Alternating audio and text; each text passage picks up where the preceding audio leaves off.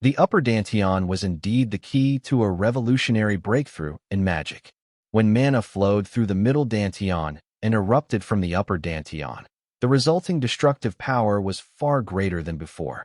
The speed at which magic was processed became so rapid that it almost felt as if the casting process had been skipped entirely. This new method, using the upper dantian, made spellcasting nearly 2 to 3 times faster, and even when casting spells of the same circle, the difference in power was tremendous.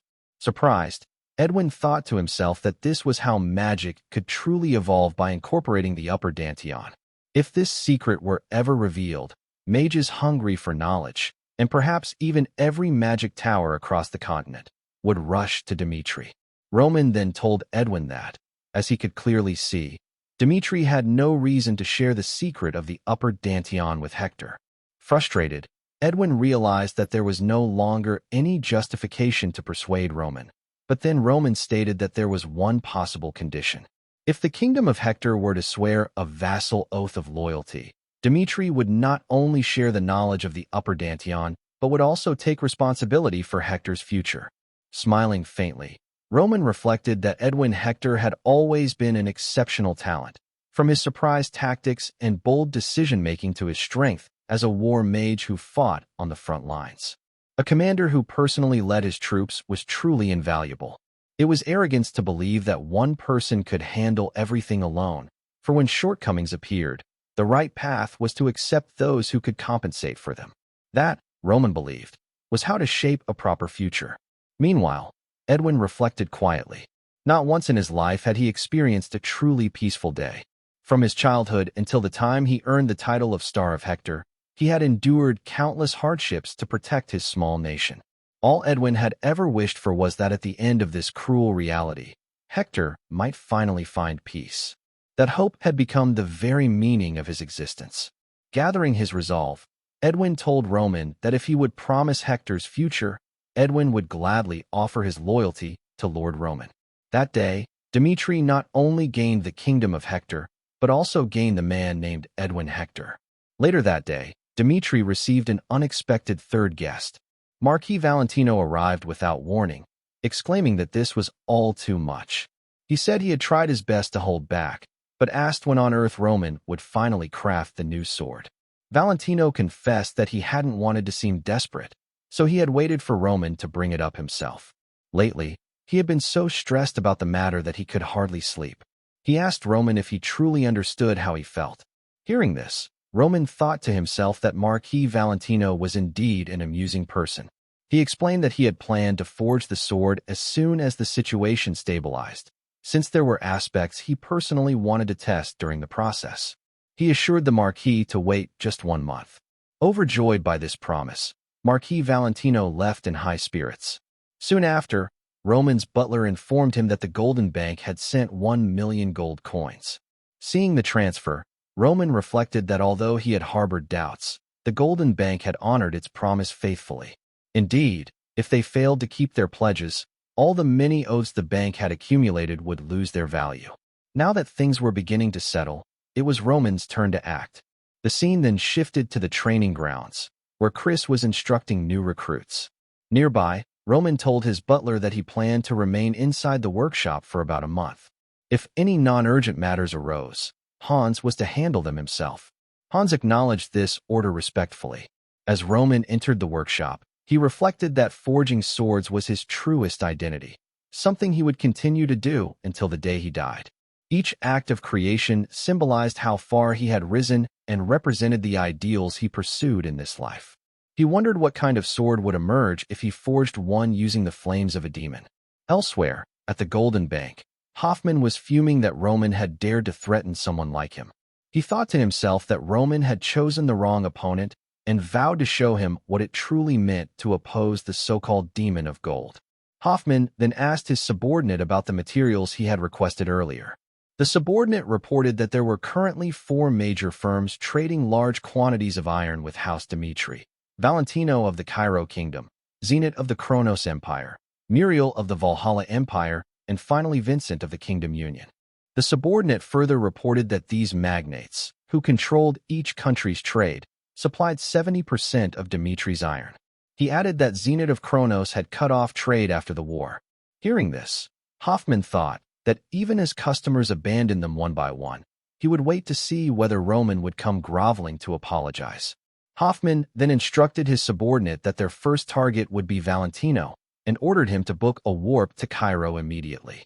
The start of his revenge, he decided, would not be Kronos or Valhalla, but the betrayal of a closest confidant. The scene shifted to Valentino's mansion in Cairo, where Marquis Valentino welcomed Hoffman. They exchanged greetings. Hoffman inquired who accompanied the Marquis. Valentino replied that the man was Count Fabius, and explained that he thought it would be useful to introduce Fabius to Hoffman during their conversation, so he had invited him to join them. Valentino added that if Fabius's presence made Hoffman uncomfortable, the Count could excuse himself. Hoffman replied that there was no need for that. Valentino thanked him for his consideration. As they sat together, Hoffman explained that the reason for his visit concerned matters related to Dimitry. Valentino asked what he meant. Hoffman said that he had a serious problem with Roman Dimitry. Emotional clashes were common in their line of work, he conceded, but Roman had gone beyond mere quarrels and had threatened Hoffman personally. With a grave expression, Hoffman declared that Golden Bank and Dimitry were finished in his view, and that he would employ any means necessary to exact his revenge. He emphasized that he had come first because of his relationship with Marquis Valentino. Valentino considered the demand for a moment, then was genuinely shocked when Hoffman told him to cease all dealings with Dimitry.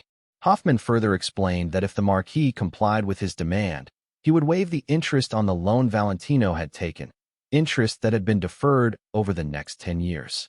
But if Valentino refused, he would be required to repay the debt immediately. Valentino apologized and said he could not betray Dimitry. He insisted that he would repay the Golden Bank's loan as soon as possible. Meanwhile, Count Fabius sat calmly sipping his tea. Hearing Valentino's refusal, Hoffman grew angry and warned that if Valentino rejected the offer, not only Dimitry, but the entire Valentino domain could be ruined.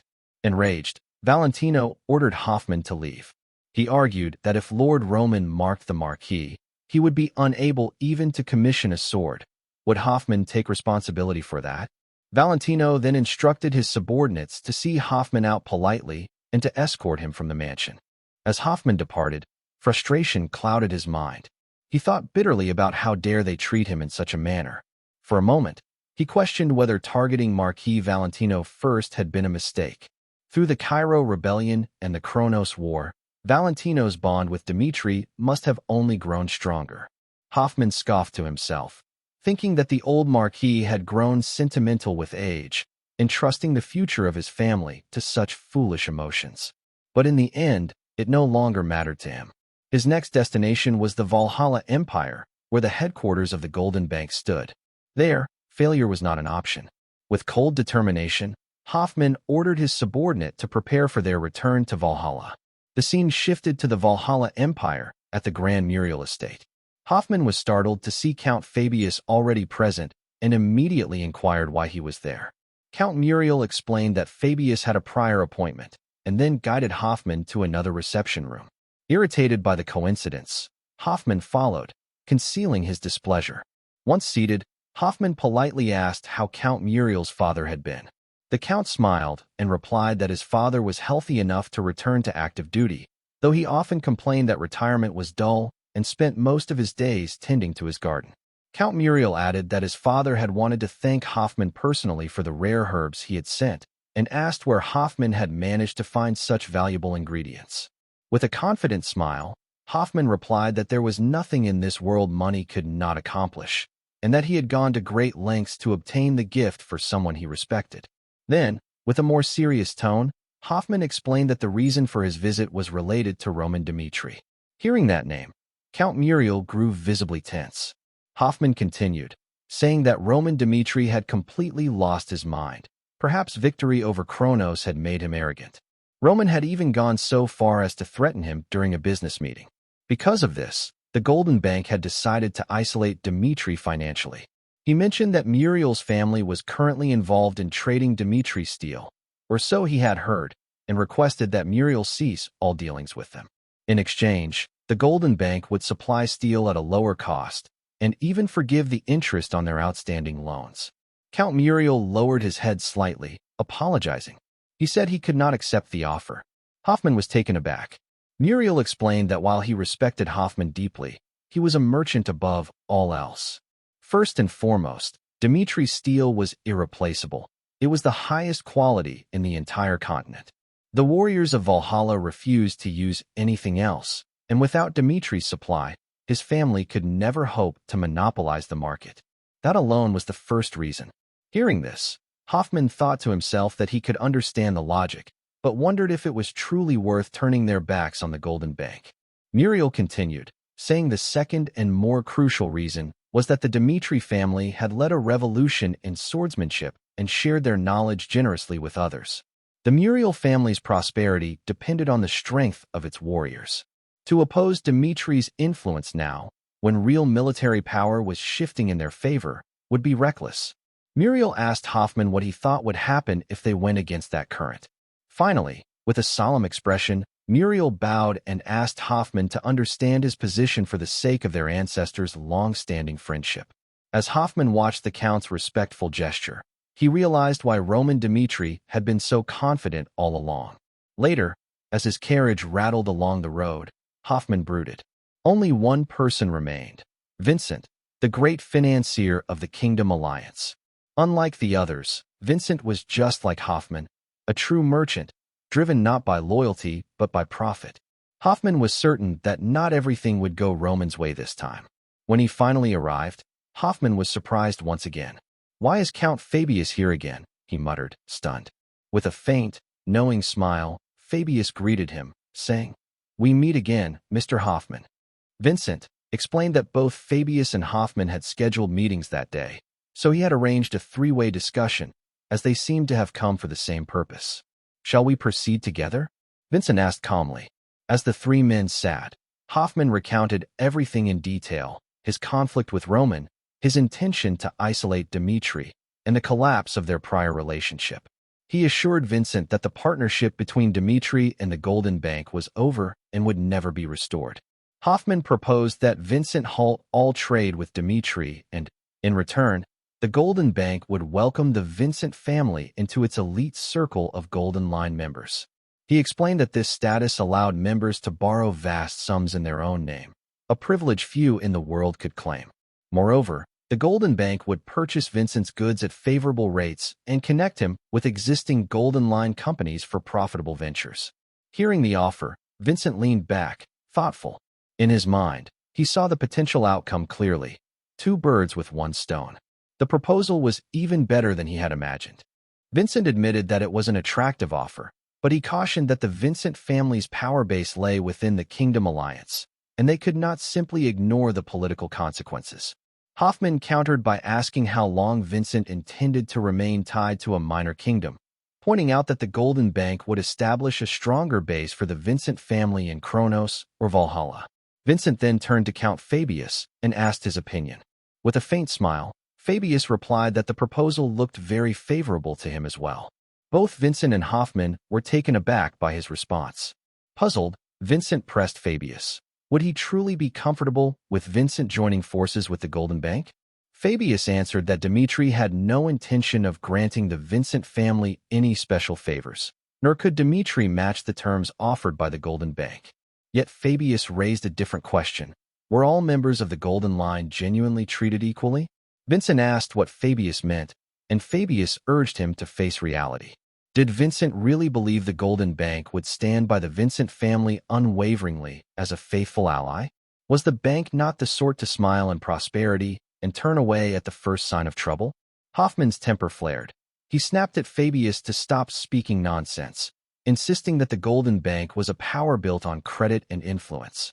Fabius, unruffled, countered that Dimitri never betrayed a relationship once it had been formed, and that was the only guarantee he could offer the Vincent family. Frustrated, Hoffman warned Vincent not to be swayed by empty rhetoric and reminded him how valuable membership in the Golden Line truly was. Vincent sat silent for a moment, weighing both proposals: the Golden Bank's lucrative but politically risky offer, and Fabius's promise of steadfast loyalty through Dimitri. The Golden Bank carried the danger of discrimination or betrayal. Dimitri, by contrast, had shown a record of honoring bonds. Finally, Vincent rose from his seat and decided to accept Count Fabius's offer. He declared that he would stand with Dimitry. Hoffman's face went pale with rage as he demanded how Vincent could so brazenly reject his proposal. He warned Vincent to remember this affront. Hoffman himself would work to bring down both the Vincent family and Dimitry together. Count Fabius, angered by the outburst, told Hoffman to lower his voice, unless Hoffman wished to risk his life.